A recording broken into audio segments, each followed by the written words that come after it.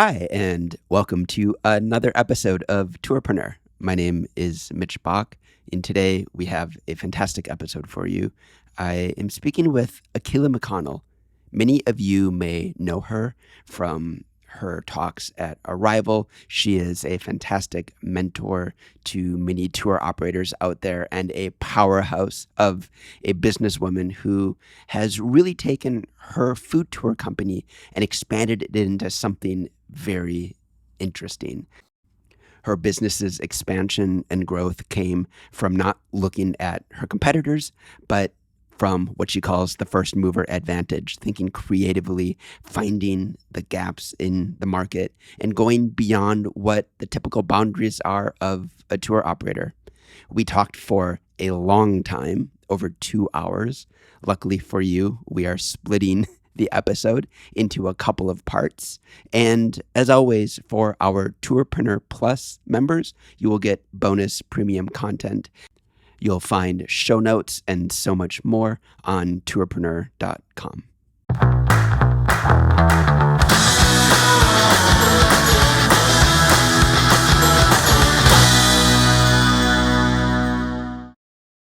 Akila McConnell, a huge welcome to Tourpreneur. Well, hi, everybody, and thanks so much, Mitch, for having me on. I am shocked and awed that you haven't yet been on the podcast to share your wisdom, because you are one of the operators that I know many hold in high esteem for your wisdom and just your generosity in terms of how much you work with other operators to empower them and educate them. I can't promise any wisdom, but I can always promise help. So I'm always around. I'm happy to help in any way that I can. And I tell people all the time, you can reach out to me via email, or you can reach out to me if you are going to be at Arrival. I will be at Arrival. You can always hang out, grab me a cup of coffee. I actually don't drink coffee, so you can just get me a Coke or water. Water works really well too. We call that a cheap date. That's fantastic. Exactly. Akila, the thing I love about tour operators is usually they don't graduate high school and go into it, which means they have a backstory. I was wondering what yours is. What brought you into this profession, and what were you doing beforehand? So I like to call myself a jack of all trades, and I actually have an accounting degree, a philosophy degree, and a law degree. Guess how many of those degrees I actually use in my day-to-day life? Pretty much none. But I practiced law for about 4 years, and it is funny. I tell people, especially when I'm on radio shows and podcasts, that radio changed my life. I really hated my job as an attorney, and I used to have a 30-minute commute, and I would drive into work, and in the morning there was this radio show that for a while, I mean, this is back in 2007, they were featuring this woman who had quit her job and used up all her savings to travel around the world. I had never heard about anybody doing this before. And, nowadays it seems more common, and, there's blog posts, but, I mean, you got to remember 2007, there were no blogs. Like, this is really kind of the way that you would get information. Was you would get information from newspapers, from books, from radio, and from TV. And I was just riveted every time I listened to this woman talk about this idea. I was like, I've got to do this. So I convinced my husband, who is basically the most amazing man. He just, like, I give him a crazy idea, and he's like, oh yeah, that sounds really good. We should do that. And so we did. We actually quit our jobs. Our original plan was that we would travel for 6 months. And then I started writing about our travels. And as I wrote about them, you know, newspapers picked up my writing. I was writing for CNN, for USA Today, for About.com, like all these big sites. And I thought, you know what, this is way more fun than being an attorney. So we actually traveled around the world for 3.5 years, and I became a full-time freelance food and travel writer, which is really where I get my passion for storytelling from. And as part of that, I took hundreds of tours, food tours, walking tours, ghost tours, history tours. And I love tours. I feel like there's no better way that you can see and experience the world than through walking with a local, learning from a local. And I came back to Atlanta in 2013 because I was getting ready to have my first child, and I was still working as a freelance writer, but it wasn't all that much fun to write about travel when I couldn't actually travel. And I thought, you know what, the next best thing would be introduce travelers to my own city. And so that is how I started up Atlanta Food Walks, which became Unexpected Atlanta, and now both Unexpected Atlanta and Unexpected Virtual Tours.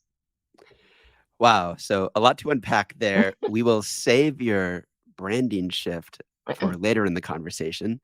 I want to get into that. But a couple of things. First of all, I'm also a philosophy graduate. Oh, great, And good. So we can hang out and talk about like Socrates and Plato after this.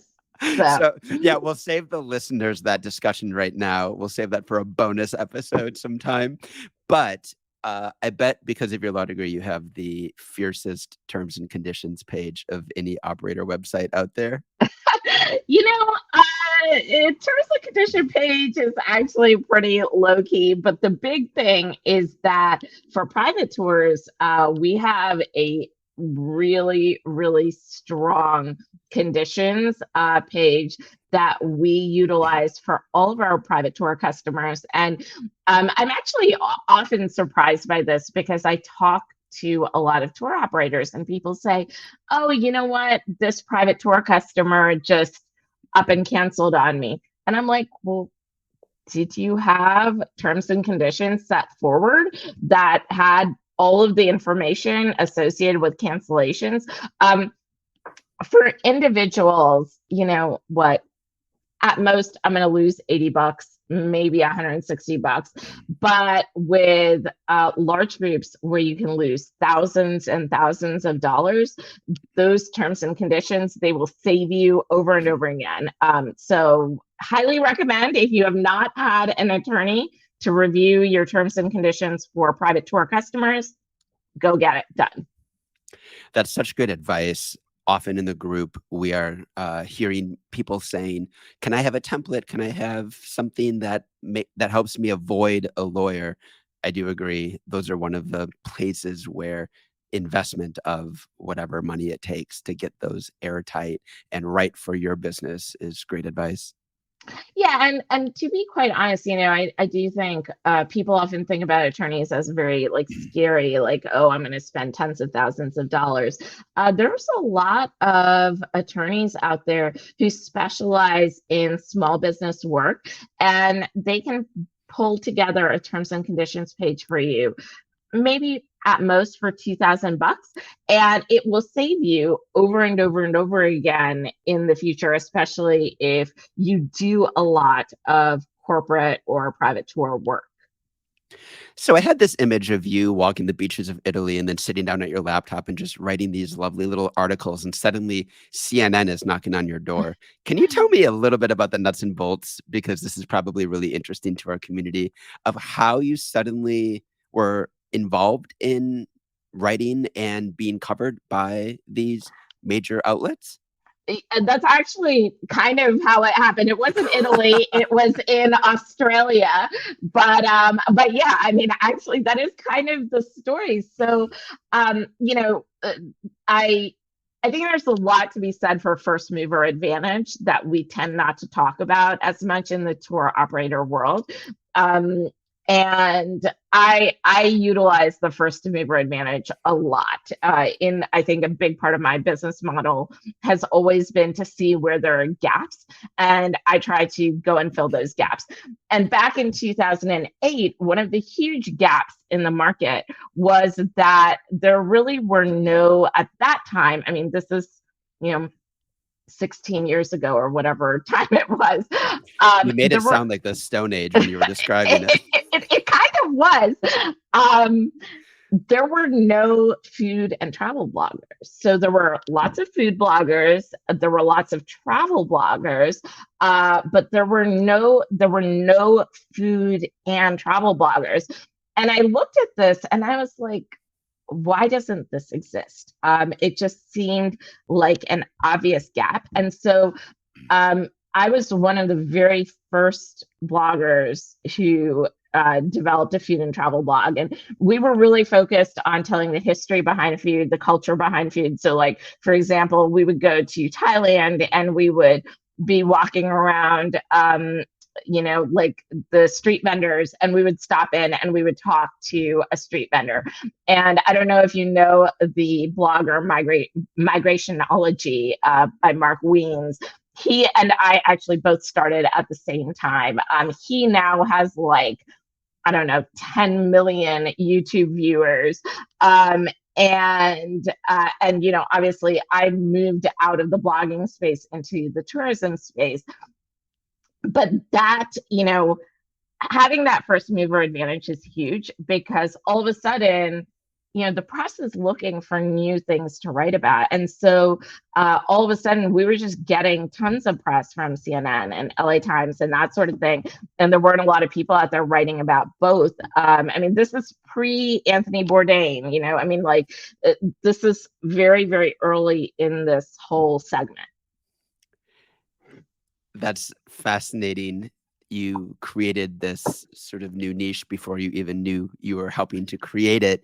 Would you say there's still opportunity now for tour operators to find these prime mover advantages? Are there? Oh, absolutely. All the time. And we're still taking advantage of it. Our pivot into the virtual tour space, we have a huge first mover advantage that we have developed now. Now we've been doing it for almost 3 years, but that is a super successful business model because we have a first mover advantage.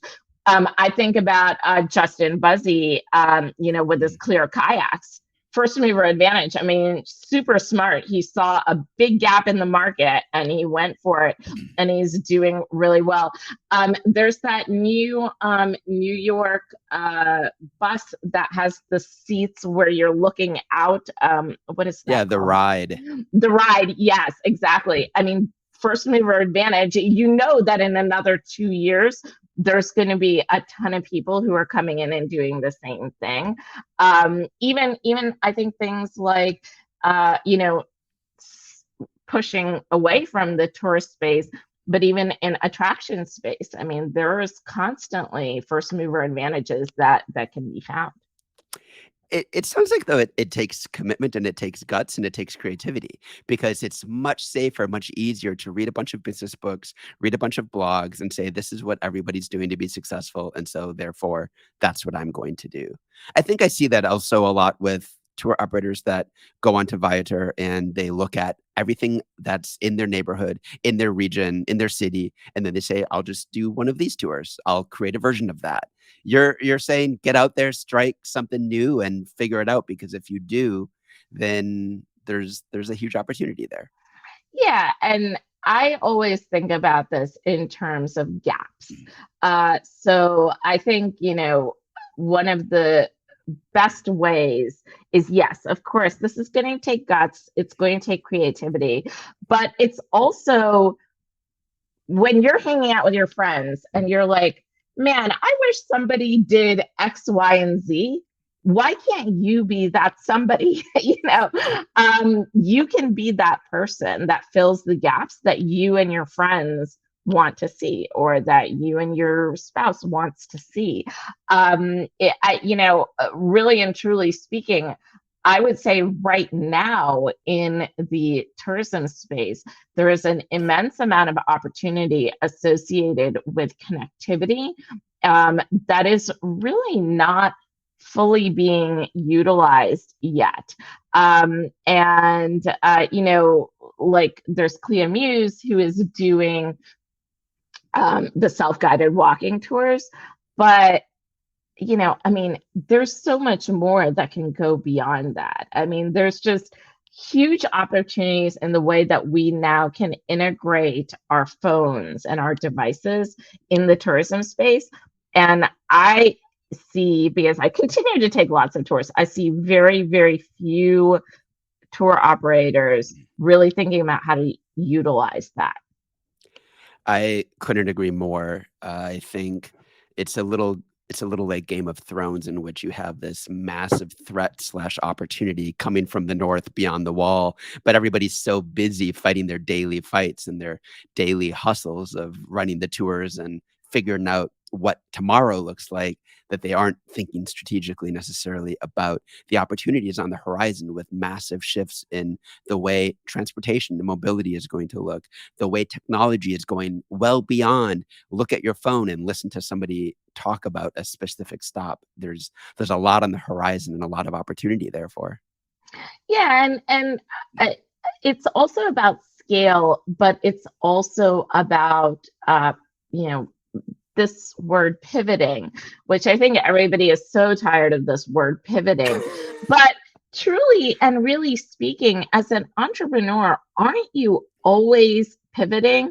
I mean, like if you look at Coca-Cola, people can be like, oh, well, Coca-Cola, they've been making the same product that they've made for 140 years. But that is actually not true.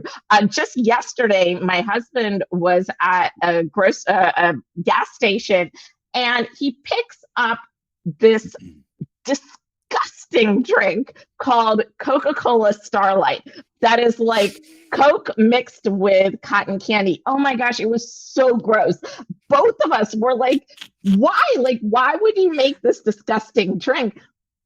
But that's because they're constantly reinventing. They're constantly thinking about, hey, what's the next thing? Because yes, of course, Coca-Cola is going to be their number one bestseller, but there is going to be a tiny segment of the population that really likes cotton candy infused in Coca-Cola. Not me, by the way. And for that segment, Coca-Cola Starlight is going to be the best new drink. So, as entrepreneurs, this is our job, is constantly to find the next big thing. And sometimes they're going to be disgusting, and sometimes they're going to be amazing. And you don't know until you try. It reminds me of Pepsi Clear. Do you remember when Oh, suddenly my cola absolutely. looked like club soda? And I was like, Yes, yes. it um, it also reminds me of I don't know if you've ever visited the Ben and Jerry's factory yes, in Vermont. yes. Up the hill, they have the graveyard of their flavors that don't exist anymore. They are constantly trying new and different flavors. Some of them don't work out.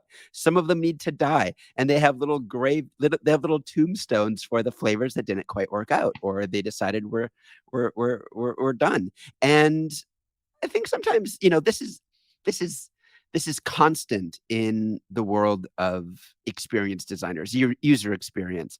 Right now, I have 4 logged in Instagram accounts, and every account, when I switch to it, has a different user interface because Instagram is completely changing and testing and iterating all the time. And sometimes I do think that an operator thinks the tour itself is the last thing to think about. It's about your marketing, it's about your business plan, it's about all of your sales channels, and the tour stays roughly the same for years, decades.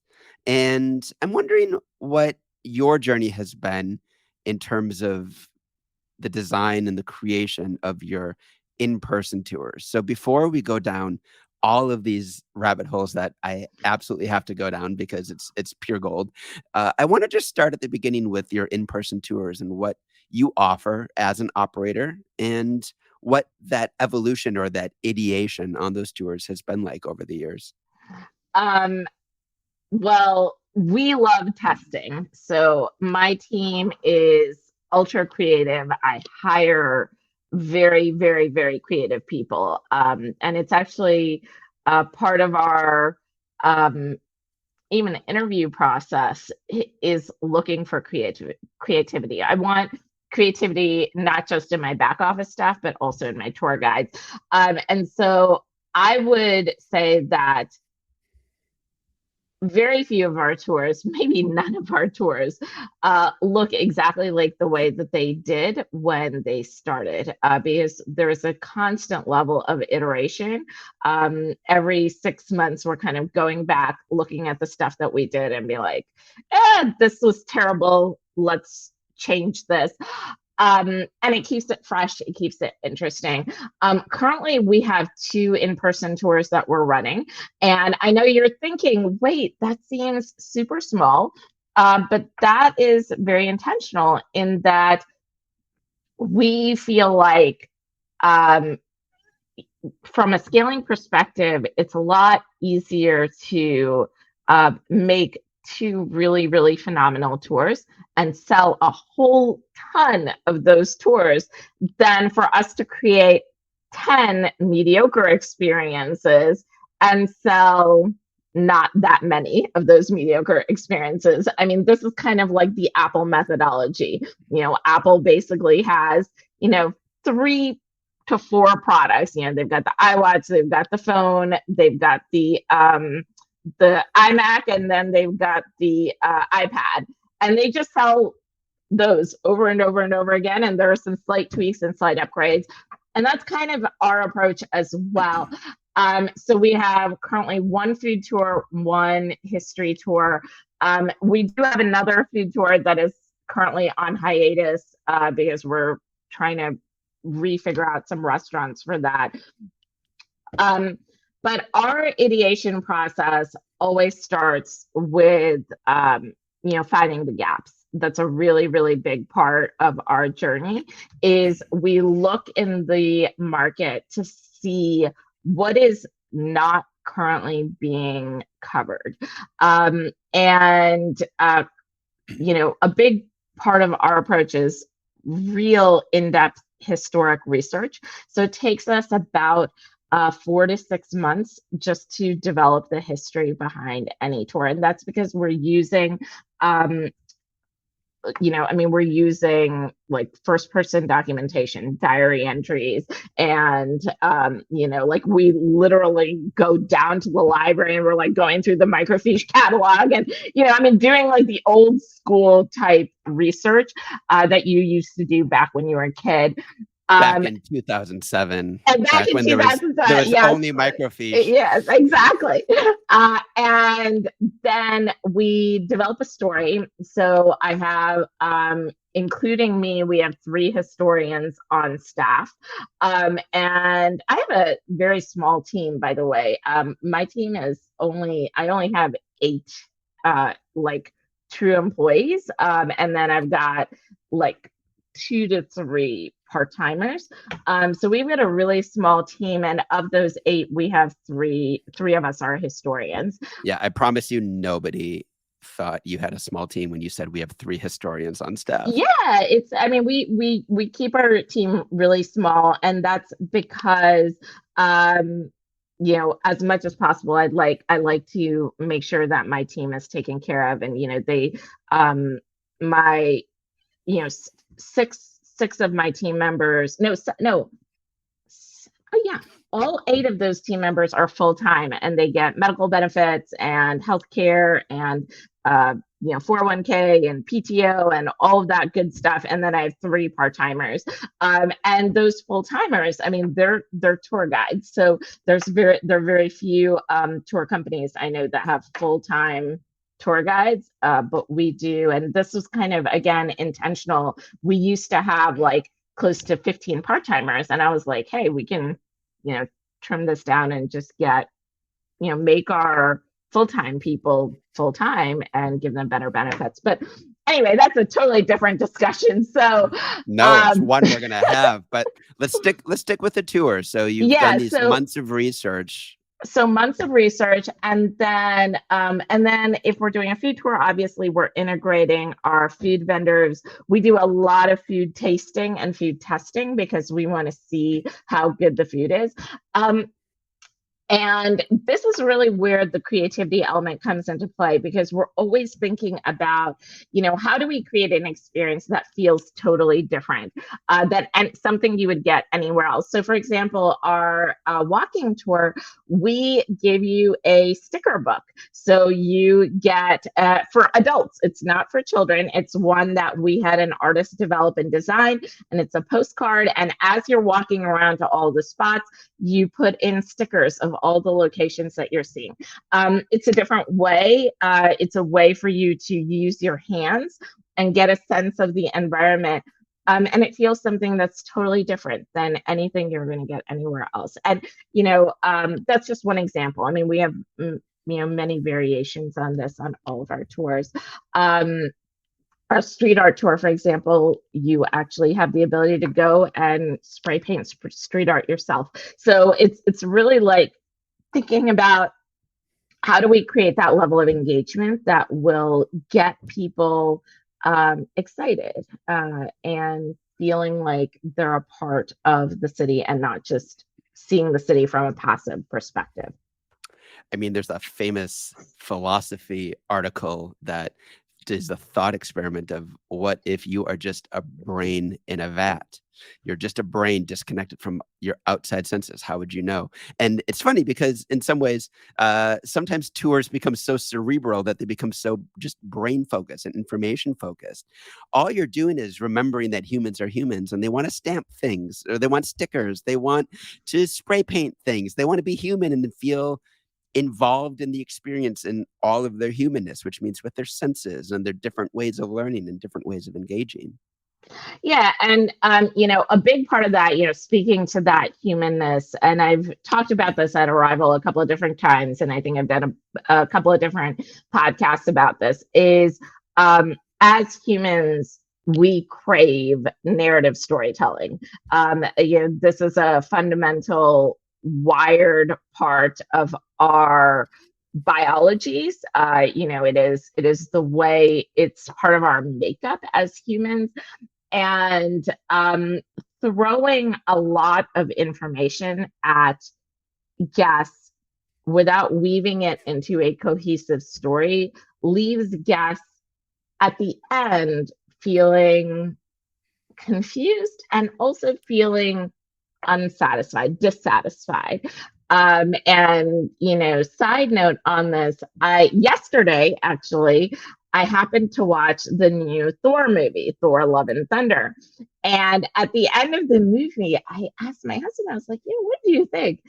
And both of us had the same feedback, which is there was so much information that did not seem to tie into a cohesive story, that even though the visuals were amazing, and of course there was Chris Hemsworth, who is also amazing. That taps into certain Yes, senses. exactly. Yeah, there. Yes, absolutely on that. At the end of it, we just kind of felt dissatisfied with the movie because there was no true narrative arc that engaged us as audience members. And that is so important with a tour as well. That narrative arc really helps your audience stay tuned into the story that you're sharing and the places that you're visiting. This is this is definitely a podcast that could be 29 podcasts of 3 hours each. And so I'm going to try to keep us on course because this is for me, this is everything. I think the last talk I gave at Arrival, it was called Storytelling is Everything. Why Mhm. are you obsessed with your marketing or with your sales or with your booking software and you don't actually know how to create that sort of arc that leaves me humanly satisfied with the content that you're giving me? And it's funny because uh, you see examples of bad storytelling quite often. Or okay storytelling. I just went to the Harry Potter musical. Mm. Sorry, it's a play in Yeah, yeah, Broadway. the cursed child. The Cursed Child, quite the show. But what happened was during the pandemic, they had reshifted the two separate plays, part one and part two, into one. It was Mm. just one play of 3 hours and 45 minutes. And I'll say, I enjoyed it, but it was like that you could tell they were cramming two parts into one 3.5 hour show because everybody was delivering their lines at lightning speed, and there was no time for transition, no time for breathing, no time for processing. It was just, whoa. It's just overload, overload, overload. And they seem to have forgotten a little bit about the pacing and the processing that humans need when you're receiving all of this new information. And a tour operator is often throwing a lot of new information and story at them. And so you need those moments of pause. We just actually had a storytelling podcast on Tourpreneur about that. But I'm interested, I want to continue this thread for a little bit about the role of storytelling on your tours, because you're a food tour, but you're also a history tour. How do you balance what story means in the context of people who also want to just come and eat things in Atlanta? So for us, storytelling is everything. Our guides we don't even call them tour guides. Their official title is storytellers. It's a really critical part. We have, and I think there's two sides to storytelling that I should just mention before I talk about, how do you balance history and discomfort, because or fun and discomfort, I should say, because I think that's a really important topic too. But there's two parts in storytelling. There's first the writing of the story, and then there is the delivery of the story. And your example of a Broadway musical is an excellent example of that. So I actually watched Hamilton here in Atlanta, and oh my gosh, we're blown away. I love Hamilton. I mean, the storytelling is just superb. And the person who played Hamilton when I watched it was a touring actor. So he was not Lin-Manuel Miranda. He was so good. Oh my God, he had the most amazing voice. And so then we watched it on Disney Plus, and it was Lin-Manuel Miranda who was performing Hamilton. And there's going to be some people who disagree with me on this, but I think careful what you say next. Yeah, Go I know on. it. Seriously. I think Miranda's genius is his writing. I mean, his genius is his ability to consolidate massive amounts of information into very clever, pithy statements and music. I think he is a good singer. I don't think that's his genius. And I feel like that's the same thing with tours. So there's going to be some people on your team that their genius is writing the story, and some people, their genius is going to be actually performing the story. And as the operator, as the owner, you need to figure out who those people are. Maybe you're the person who is the genius at writing, and your guides are the genius at storytelling, or actually performing. Or maybe it's the reverse. Maybe you need to hire somebody who is a writer and you're the one who's performing. And that's going to be on a case-by-case basis. Only you know that. But that aspect of it is so important, because often I will hear operators say, oh, well, I write all of the stories. And my question is, well, is that your genius? Or is your genius performing, in which case maybe you need somebody else to write, and you need to be out there actually telling the stories. And only you know that for yourself.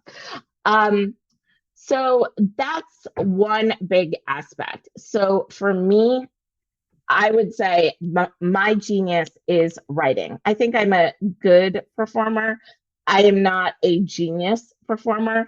I have some people on my team who are genius performers. I mean, that is really their zone of genius is performance. And so I create the stories, I build the stories.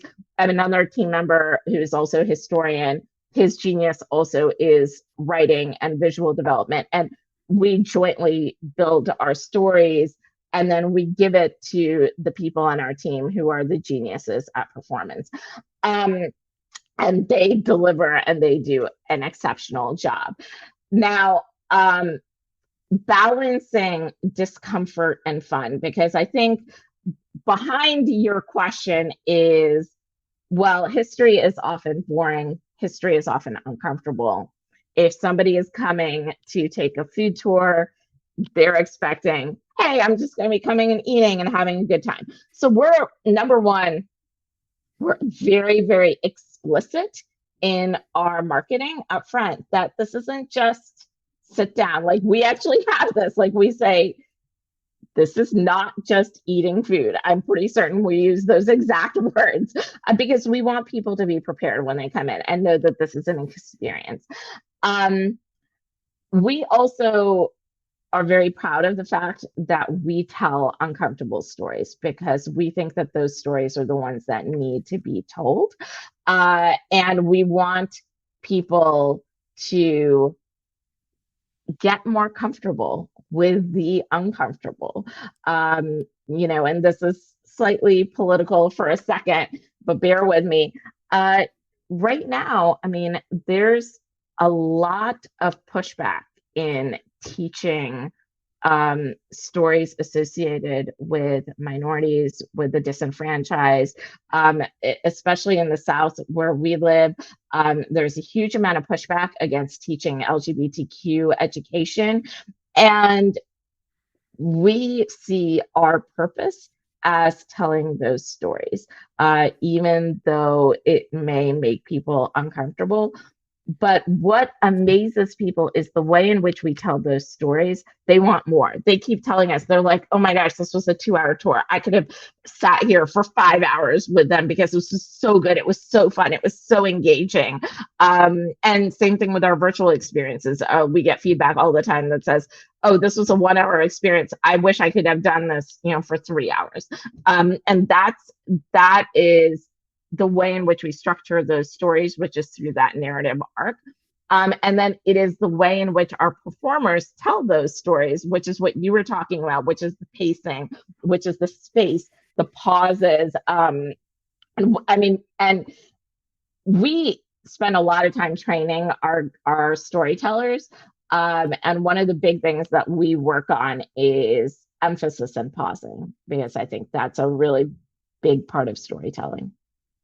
We'll leave it at that for today and be back very soon with the second installment of my discussion with Akila, in which we start to look into her virtual tour business, her pivot to corporate, and so much more.